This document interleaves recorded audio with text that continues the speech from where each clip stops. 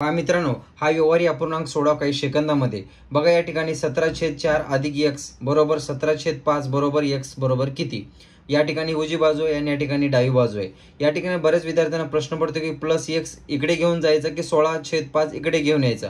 परंतु मित्रांनो या ठिकाणी लक्षात ठेवायचं आहे प्लस x म्हणजे हा चल नेहमी काय असतो, धन असतो, म्हणून आपल्याला डाव्या बाजूला असेल तर डाव्या बाजूलाच ठेवायचं आहे। म्हणून या ठिकाणी प्लस x असल्यामुळे x इकडे घेतला, उजव्या बाजूला 16/5 आणि परत डाव्या बाजूची इकडे गेल्यानंतर इकडे कोणतं चिन्ह नाही म्हणजे वजा प्लसचं चिन्ह असेल, म्हणजेच या ठिकाणी गेल्यानंतर वजा बाकीचं चिन्ह होईल 17/4। अशा प्रकारे आपण पाहू शकतो 16 चौक 64 वजा 17/5 85 आणि त्यानंतर या दोन संख्येचा गुणाकार 5 चौक 20। मग 64 मधून 85 वजा केले असता आपल्याला शिल्लक राहील वजा 21/20। यालाच आपण विविध प्रकारे सुद्धा लिहू शकतो, म्हणजे वजा 21/20 अशा प्रकारे देखील लिहू शकतो।